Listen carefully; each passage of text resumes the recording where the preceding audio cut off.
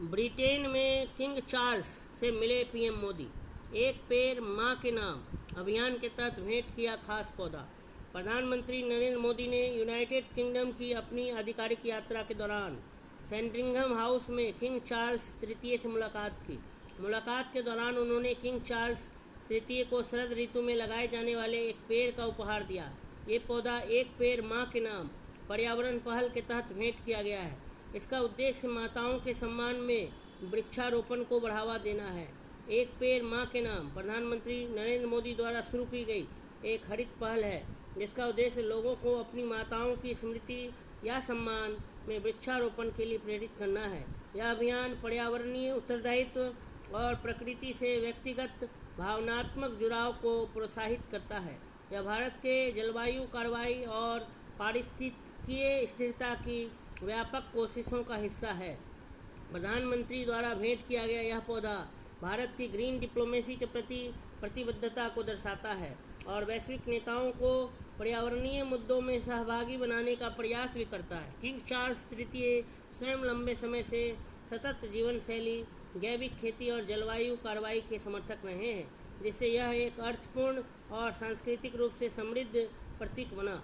इस कदम ने वैश्विक मंच पर भारत के सांस्कृतिक मूल्यों और सॉफ्ट पावर को भी उजागर किया।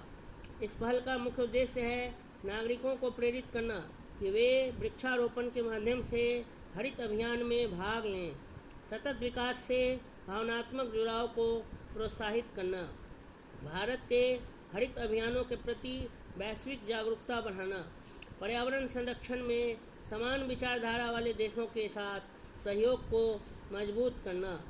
भेंट किए गए पौधे की प्रमुख विशेषताएं।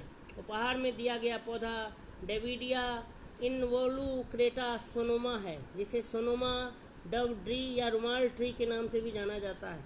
यह एक सजावटी प्रजाति है जिसकी विशेषता इसके सफ़ेद पंखुड़ी नुमा ब्रैक्ट्स हैं, जो उड़ते हुए रुमाल या कपोतो डोप्स जैसे प्रतीत होते हैं। यह पेड़ 2-3 वर्षों में जल्दी खिलने लगता है।